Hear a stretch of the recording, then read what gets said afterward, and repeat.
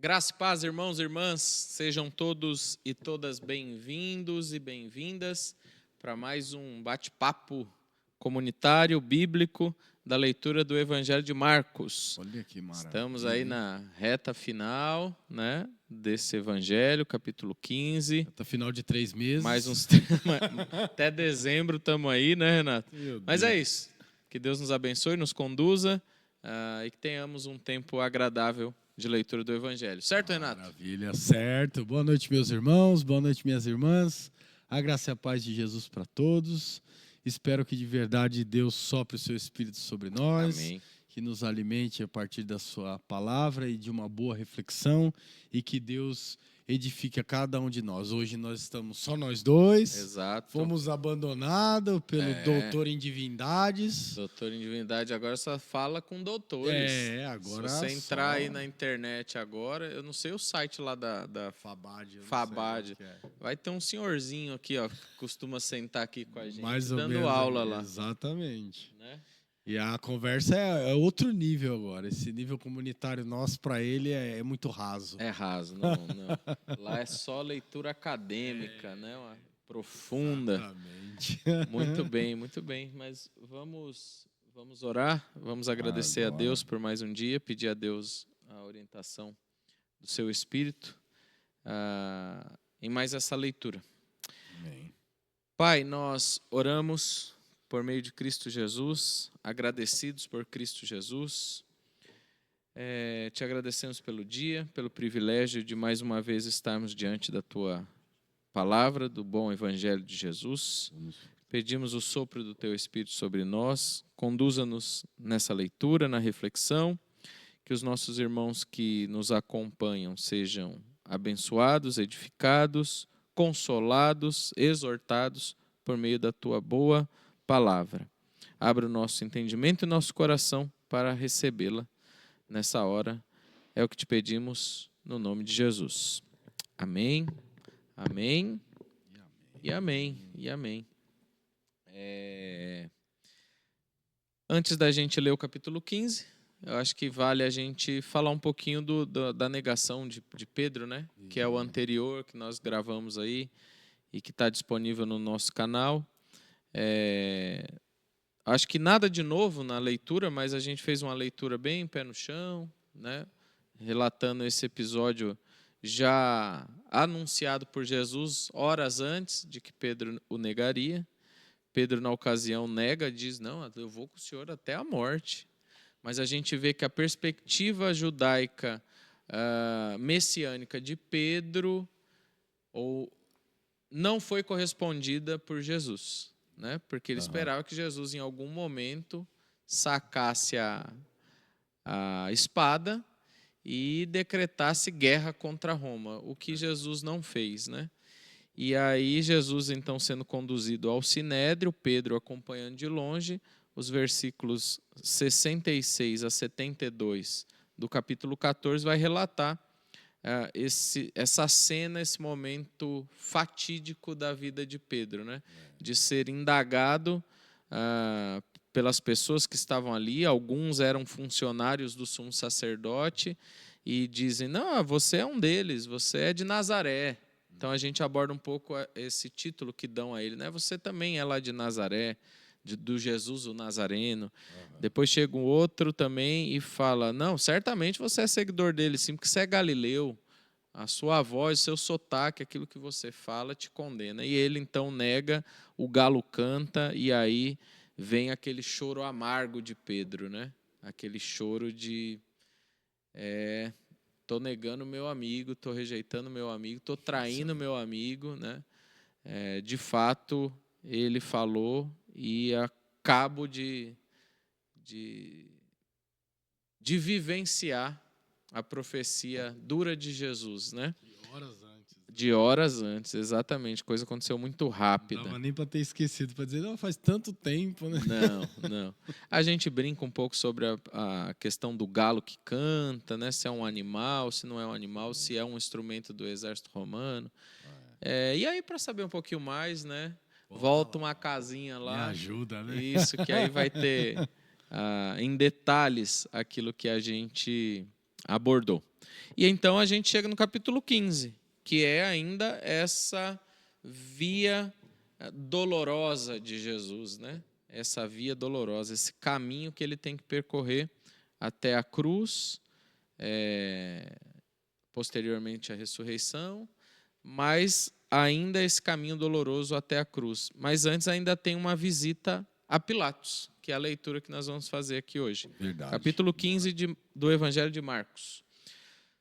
De manhã, bem cedo, os chefes dos sacerdotes, com os líderes religiosos, os mestres da lei e todo o sinédrio, chegaram a uma decisão. Amarrando Jesus, levaram-no e o entregaram a Pilatos. Você é o rei dos judeus? Perguntou Pilatos. Tu dizes, respondeu Jesus. Os chefes dos sacerdotes o acusavam de muitas coisas.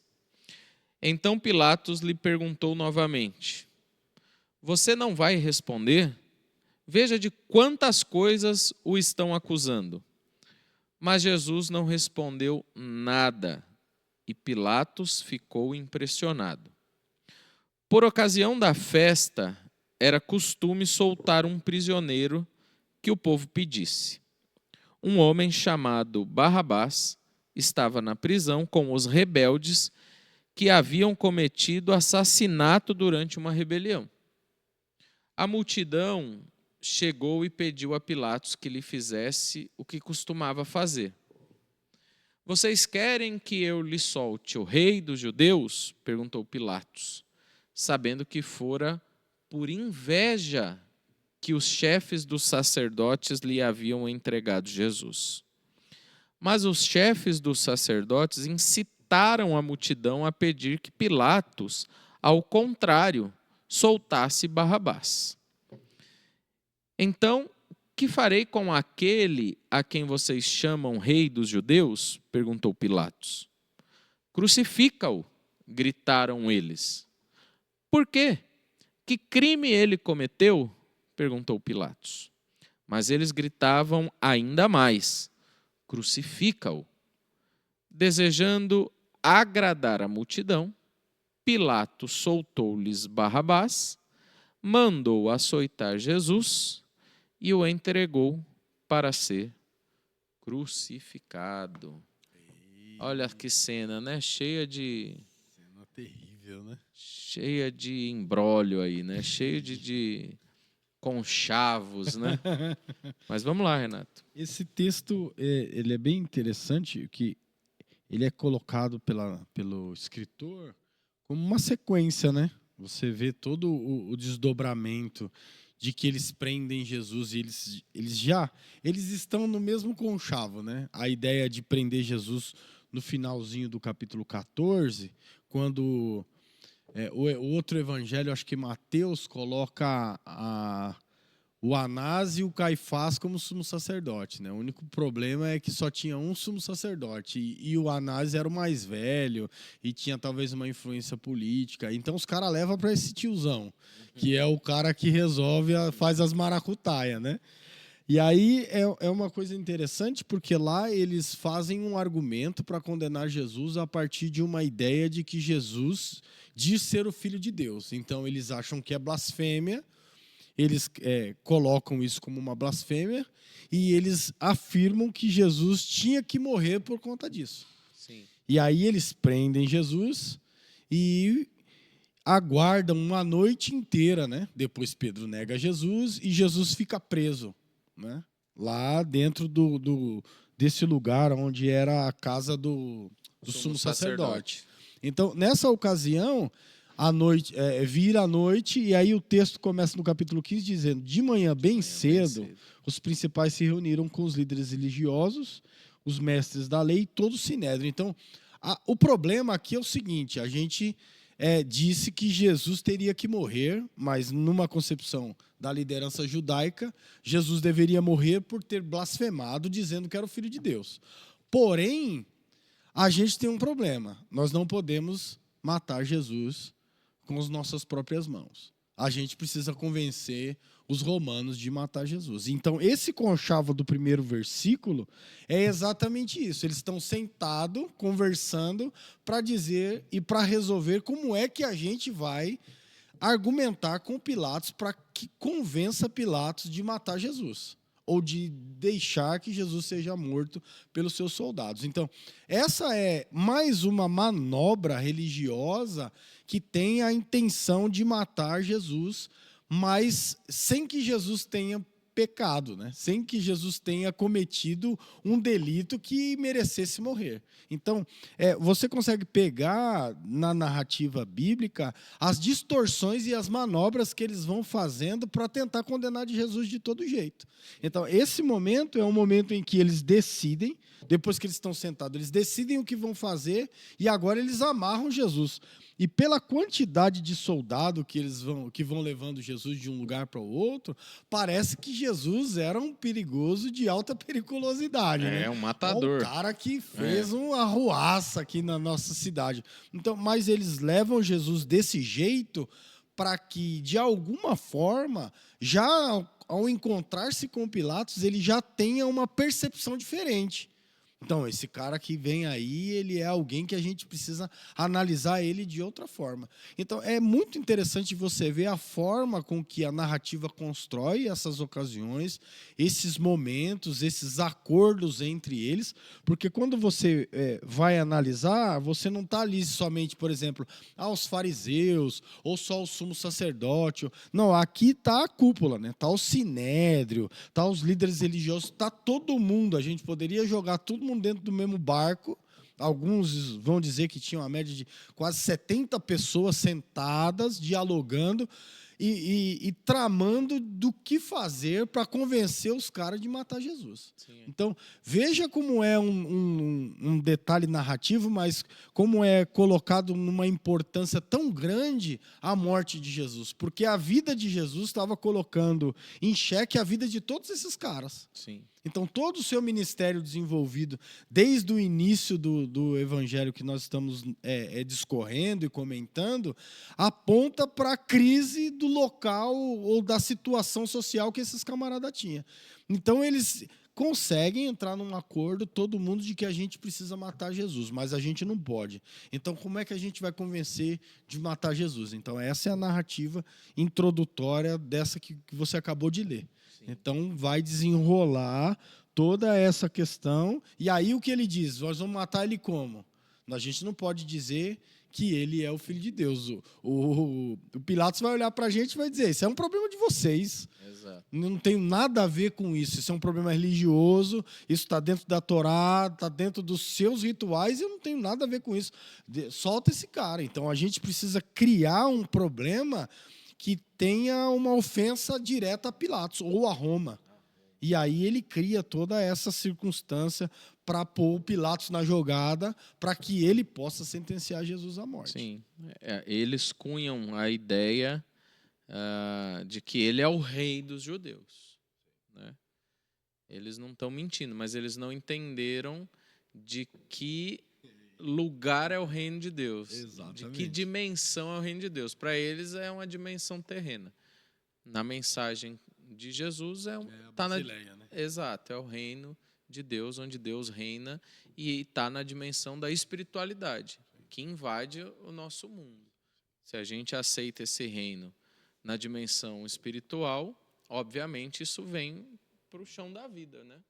Mas eles querem o caminho inverso, e eles têm a ideia do caminho inverso, de um reino davídico, bélico, né? Um reino onde haveria a guerra. A gente vem falando isso há algum tempo, mas é legal, interessante no Evangelho de Marcos, que o evangelista vai falar que o próprio Pilatos sabia que eles estavam entregando Jesus por inveja, né? Mais para frente ali na leitura a gente viu isso. Sim. O próprio Pilatos é um cara que a gente lendo em perspectiva os outros evangelhos, a gente vê que até a esposa dele se sentiu incomodada na noite anterior, num sonho, e avisou o maridão, não se envolve nessa causa não, que eu sofri demais essa noite por causa desse inocente aí. Então ele vai, né? A gente juntando essas peças, a gente percebe que Pilatos tem uma função governamental. E chegou um problema diante dele, um problema que os judeus, e exclusivamente os judeus, criaram. Porque, de fato, você fez aí toda a narrativa perfeita, cara. Isso é legal da A gente amarra, né? amarrar, exato, entender de que eles tinham que argumentar de forma que Roma olhasse e falasse assim, esse cara pode ser um perigo para nós também. Porque, para eles, pouco importa. Se está dentro do âmbito religioso judeu, se virem vocês que resolvam aí. Ele é rei, ele é Messias de vocês, aí vocês que resolvam se ele é ou não é. Se vocês vão aceitar ou se vocês não vão aceitar. Agora, vocês estão trazendo para cá dizendo que ele é rei, opa, então a gente tem um problema. Mas até aí, o Pilatos tentou resolver esse problema, porque ele indaga Jesus, né? Você de fato é o rei dos judeus? Aí Jesus fala assim, mas é você que está dizendo. Jesus era liso no diálogo, né, cara? É você que está dizendo. E aí você consegue perceber uma coisa interessante. Voltando um pouco a respeito da morte, a tomada de Roma na cidade, é claro que o controle ele vem passando, né, de impérios, né? Mas quando Roma chega, você não vê Roma permitindo, por exemplo, apedrejamento de mulheres, de homens, do filho desobediente, que tem todas essas descrições no texto bíblico do Antigo Testamento. Sim. Então, ele tem essa preservação da vida, entre aspas. Então, sim, vocês têm a lei de vocês se decidam lá, mas vocês não podem sentenciar a morte. Aí a gente tem, nesse texto que você acabou de ler, quando ele disse assim, olha, vamos conversar com Jesus e saber o que Jesus vai falar. No julgamento anterior, no diálogo com o Sinédrio, o Anás e esses caras aí, eles estão fazendo o quê? A perspectiva judaica é meio que por testemunha, né? Então, Wagner, você ouviu ele dizer o quê? Né? Eles não conseguiram juntar uma argumentação agradável que convencesse eles de condenar, sim, por testemunha. Mas o julgamento romano, nesse caso aqui, ele é uma acusação diante do governador e quem ia defender era o acusado. Então, por isso que ele pergunta para Jesus, e aí, Jesus, eles estão te acusando disso. O que você diz? Ele está dando para Jesus a possibilidade de se defender da acusação. Jesus poderia dizer, não, esses caras são doidos, eu nunca disse que eu sou rei dos judeus. Eu vim pregar o amor de Deus, e Jesus poderia, na sua sabedoria, enrolar ele ali e ser solto. Porém, Jesus disse, não, é você que está dizendo. E aí a gente tem um problema, né? Sim, sim. E quando a gente olha para os outros textos, né, você fez eu lembrar de um episódio lá que é o Anás, que fala assim, não, o pano de fundo está pronto. E para a gente fomentar o povo, porque a gente vê aqui nessa cena de Marcos que eles levantam essa rebelião com o povo, né? Eles incitam ao povo gritar para que solte Barrabás e crucifique Jesus. Uhum. Lá em João, o Anás fala assim, é bom que um homem morra pelo povo. Porque qual que é o argumento entre eles ali? É que se não morrer um, e dentre nós a gente levantar um rei, Roma vem e mata todo mundo. Então é melhor a gente eliminar o mal. Então é bom que ele morra mesmo, né? Esse é o pano de fundo. Marcos não traz essa informação do Anás, do Caifás. Sim. Mas a gente vai complementando aqui a leitura de Marcos. Uhum. E aí, de fato, quando ele diz, tu o dizes, Pilatos, então, o evangelho vai dizer que eles estão acusando ele de muitas coisas e Pilatos vai falar, cara, mas você não vai abrir essa boca aí? Você não vai se defender? Você vê que o silêncio de Jesus, né? Impressiona. Faz mais barulho, Faz mais barulho, cara. Foi você que falou isso, né? Exato. Faz mais barulho, meu. Mas Jesus não respondeu nada e Pilatos ficou impressionado. Então você vê que às vezes muitas palavras, muita fala, não impressiona. E às vezes o ficar calado, o silêncio, é a melhor resposta em determinadas situações, né? E é legal aqui porque você pega um texto como esse e você vê que Se o próprio Jesus não se defendeu, a gente também não precisa ficar saindo em defesa de Jesus, né? Ah, não, mas falaram mal de Jesus. Aí a gente se levanta e diz, quer cortar a orelha, né? Igual o Pedro fez. Não, mas se falaram mal, por que a gente precisa se levantar derrubando o ódio sobre as pessoas? O próprio Jesus fala por si, a própria palavra de Deus fala por si. O nosso próprio comportamento a respeito do que falaram de Jesus também vai falar pelas nossas palavras. Não precisa falar, é só a gente se comportar. Jesus já ficou quieto. Por que a gente tem que sair na internet, sair xingando todos vocês, vão tudo pro inferno, o diabo vai fazendo não sei o que lá com vocês, Deus vai pesar a mão?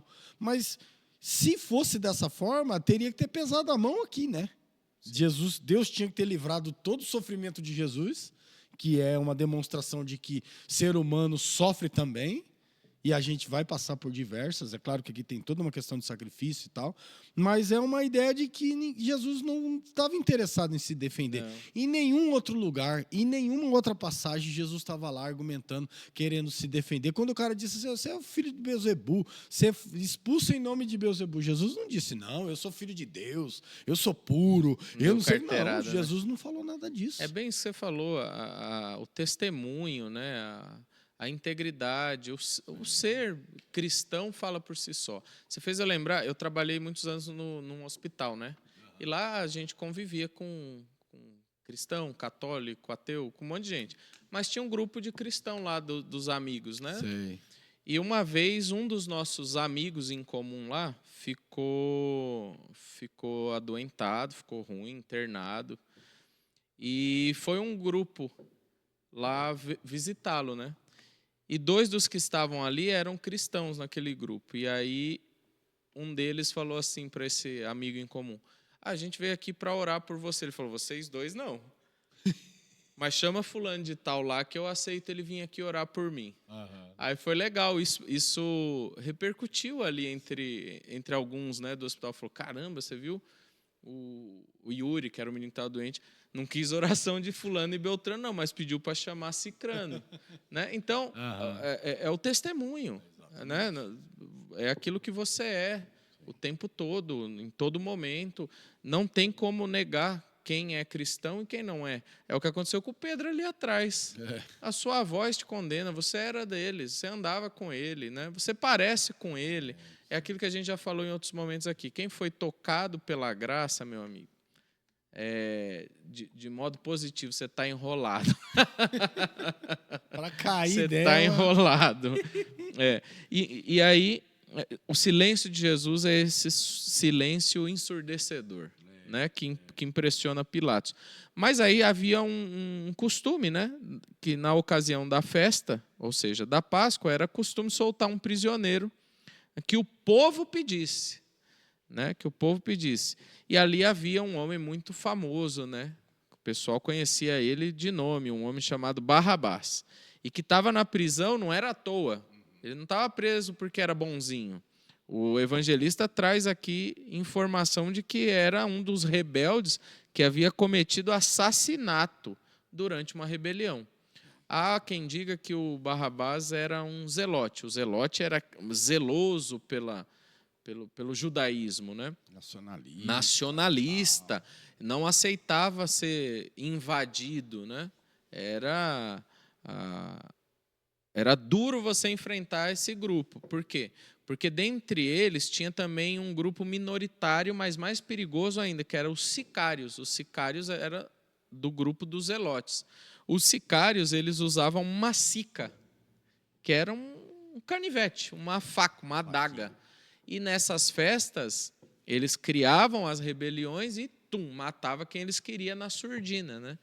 Então, possivelmente, Barrabás era um líder, um desses caras aí perigosíssimo. Então, ele não estava preso por curar cego, por ressuscitar morto, por fazer coxo andar, por curar lepra, por curar de febre, por ressuscitar uma menina que morreu, multiplicar pão. Não, ele não estava preso por isso. Ele estava preso por cometer delito.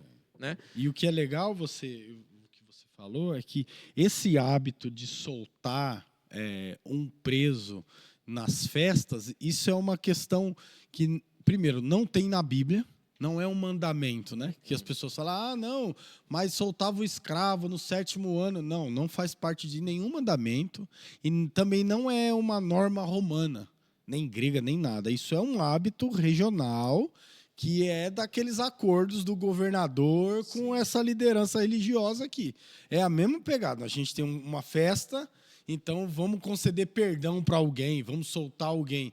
É a mesma lógica. Vamos dar brinde pro povo, vamos dar um brinde, vamos fazer Mais uma ou farra. menos isso. E Roma, nesse sentido, é o que você falou, era um governo muito astucioso, ele sabia negociar. Ele fazia Né? muito Então ele fazia esses conchavos, esses acordos. E ali, eu acho que caiu como uma luva. Porque falou assim, não, esse povo gosta de brinde, esse povo gosta de prêmio, esse povo gosta de estar em evidência.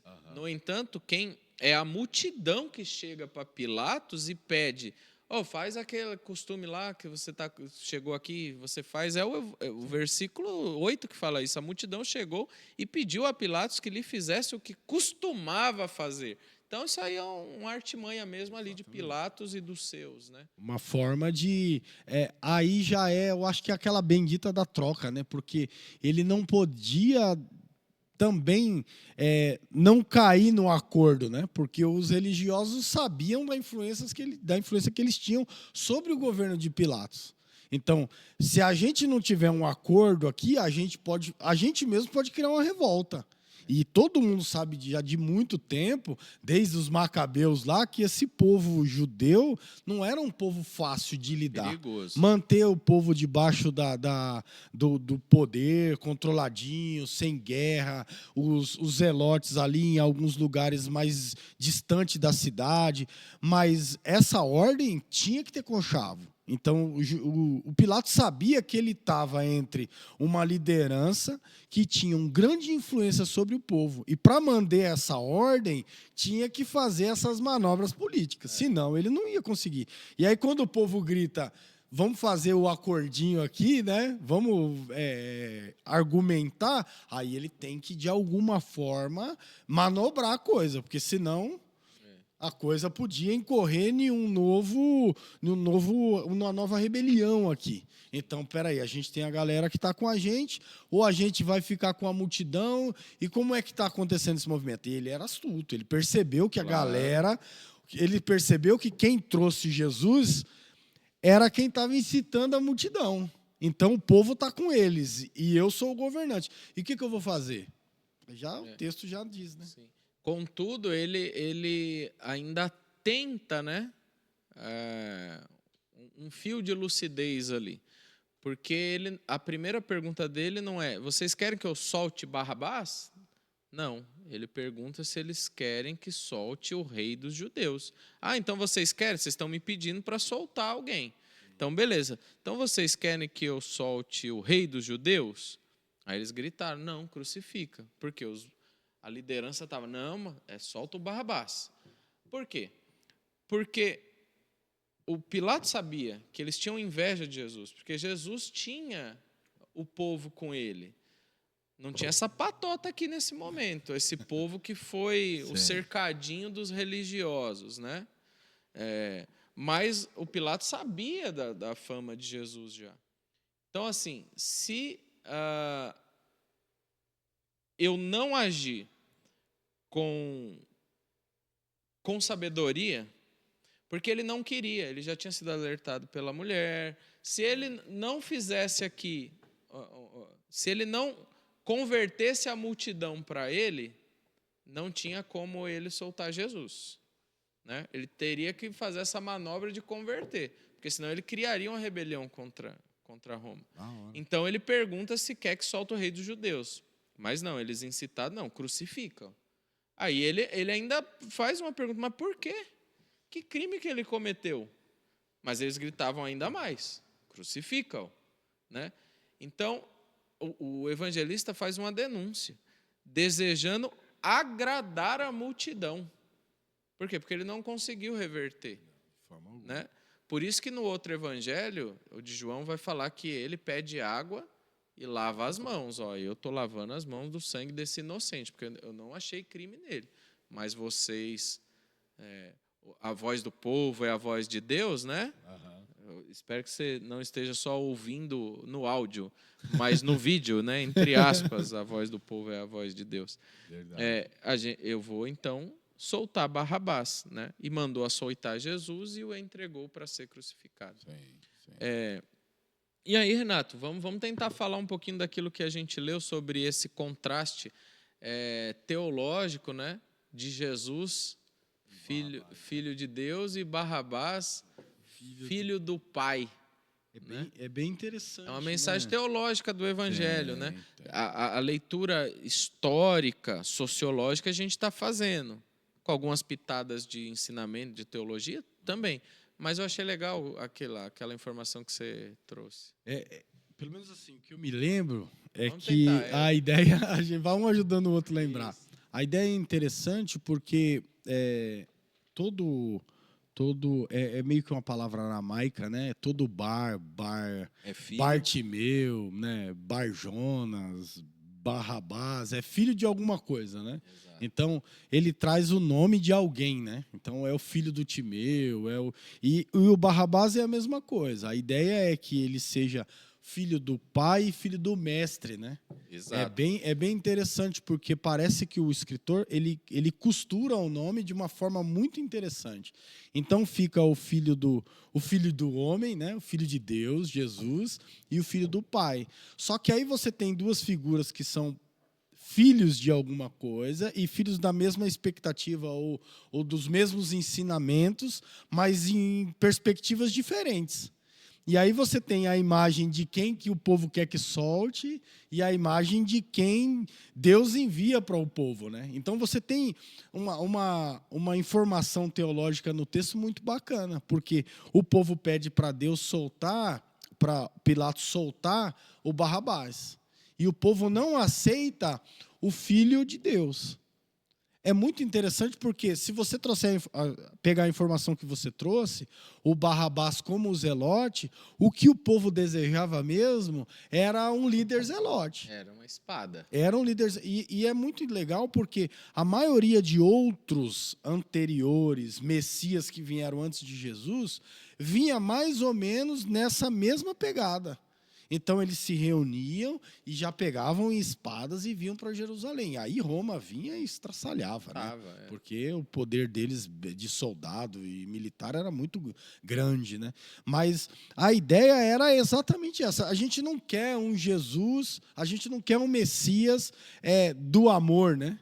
A gente não quer um Messias que console, a gente quer um Messias com um cetro de ferro. Guerrilheiro. Que vem arrebentar todo mundo. Então, se você pôr as duas figuras, você tem a imagem de um zelote, que é a ideia que eles gostariam que Jesus fosse, que brigasse com Roma, que libertasse, e uma rejeição de um Deus de amor, de um rei da Basileia, né?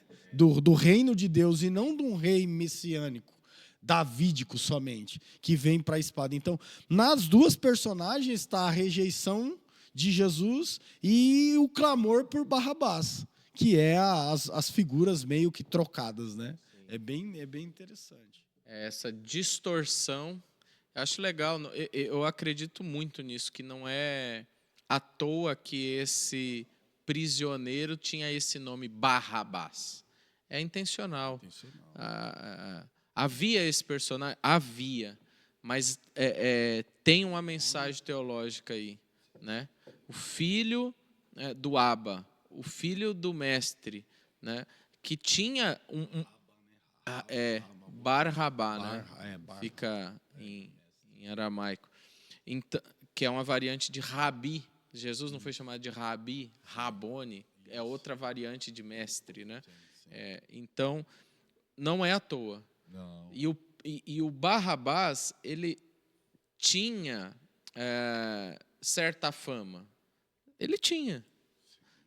Alguns dessa multidão queriam a libertação dele não só por incitação religiosa dos líderes religiosos, mas por esperança mesmo, expectativa de que ele poderia ser um líder que dá para derrubar Roma, sim, dá para pegar Pilatos e companhia. Se você construir essa ideia que parece uma harmonização política desses líderes juntos com os zelotes, aí a gente tinha um problema sério, né? Porque eles têm a influência política e os outros têm a loucura da guerra. Então, daria um conchavo muito bem feitinho. Sim. É claro que vai vencer o império. Não é isso. O problema é a rebelião em si. Se vai ganhar de Roma, não está em questão. A questão é a rebelião regional e atrapalhar o governo de Pilatos, que vão dizer que, posteriormente ainda, Pilatos é tirado de lá porque ele não consegue organizar o povo. Então, ele tem diversos problemas ali. Sim. E é interessante, né? Que pros religiosos que estão incitando isso, soltar Barrabás vai dar menos trabalho do que soltar Jesus. Porque se soltar Jesus, vai ruir a religião judaica. Se Jesus tiver mais tempo para continuar desmascarando o que a religião judaica se tornou, eles iam perder influência, poder, riqueza, porque foi isso que os religiosos fizeram. A multidão já tinha perdido, né? Exato, porque era o que ele invejava, né? Porque a multidão já era. Já tinha perdido. Mas nesse momento juntou a fome com a vontade de comer. Vamos soltar Barrabás, porque assim, se ele der problema, o próprio império acaba com ele. A gente nem precisa fazer nada. E a gente continua com a nossa religião, a gente continua com o status quo, a gente continua vestindo essas vestes bonitinhas, com pedrinha preciosa, maquiando o rosto nas reuniões e sendo esses caras vistos pelo povo simples como homens de Deus. Sim. Coisa que Jesus desmascarou. Vocês são tudo sepulcro caiado, rapaz. Tudo hipócrita. Por fora aí é todo pintadinho de branco, mas por dentro é imundície, né? E eu acho que essa fala esse nome do Barrabás também ele é interessante, porque me parece que também ele é um produto dos mestres, né? Desses mestres religiosos, dessa liderança. E é muito legal porque ali você tem a figura de Jesus morrendo no lugar dele, né? E aí, se você vê a imagem do cara que está mandando matar Jesus, e Jesus está dizendo assim, eu estou morrendo por vocês. Aí você vê, eu acho que inclusive eu estou morrendo na cara, por né? você, Barrabás. Exatamente, por você e pelos seus pais, né? Porque ele é o filho do mestre, né? Então, dos mestres lá, eu estou morrendo por vocês. É muito legal porque aí você vê a morte vicária, né? Porque é morrer no lugar de alguém e morrer no lugar do camarada que tinha motivo para morrer, né? Segundo a lei romana, ele tinha que morrer, porque ele matou um camarada, porque ele foi um cara que fez uma revolta. E aí, exatamente, eles poderiam sentenciar esse camarada para a morte. Mas aí ele morre, Jesus morre no lugar dele. Aí tem a figura de que Jesus morreu em nosso lugar, né? Que Jesus deu a vida por nós, mesmo nós sendo pecadores. Então não dá para variar dizendo que a gente é melhor do que Barrabás, né? Ou dizer, não, mas eu nunca matei ninguém. Mas a condição de pecador faz parte de toda a humanidade. Então Jesus morre por nós, e aí fica muito claro que o ser filho de um mestre não muda nada, né? Não. O que muda é o que Jesus fez por nós. Né? Exatamente. Então, essa cena, esse trecho, né? Jesus diante de Pilatos, esse segundo momento do julgamento, é um julgamento que a gente tem visto o tempo todo enviesado, maquiavélico, né? Que tem a intenção mesmo de tirar Jesus de cena. E tira Jesus para assumir o lugar de um assassino, né? Tem essa troca aí de lugar. E é legal que esse inocente nos garante e garante a salvação, inclusive para esse assassino. Eu queria saber como é que foi a vida de Barrabás depois disso, cara. De verdade. Deve ter sido perturbadora, né? não tem nenhum apócrifo escrito, não. Que eu saiba, O não. Evangelho de Barrabás, alguma coisa assim, cara. O apóstolo Barrabás. Exato, porque é Ia ser da hora, né? não é? É curioso pensar, cara, como é que é. É porque a gente vê, assim, em filmes, né, que retratam a vida de Jesus, sempre a figura de um cara celebrando a libertação ali, a figura de um Barrabás muito louco. Ok, a gente não tem muitos detalhes de quem foi esse Barrabás, a não ser essas inferências teológicas que a gente faz e não faz da nossa cabeça. A gente leu, a gente foi atrás de informação. Mas é muito caricata essa ideia. Eu queria que a gente tivesse informação, sabe, cara? Para saber. Podia ser igual o Gadareno, né? Que alguém plantou uma igreja num lugar distante, pode ser que seja o Barrabás. Ia ser Então, interessante, cara, né? porque assim, são ideias de reino muito diferentes. E como a gente já falou aqui hoje, o reino de Jesus é esse reino basilé, espiritual, sobrepõe a qualquer tipo de reino humano.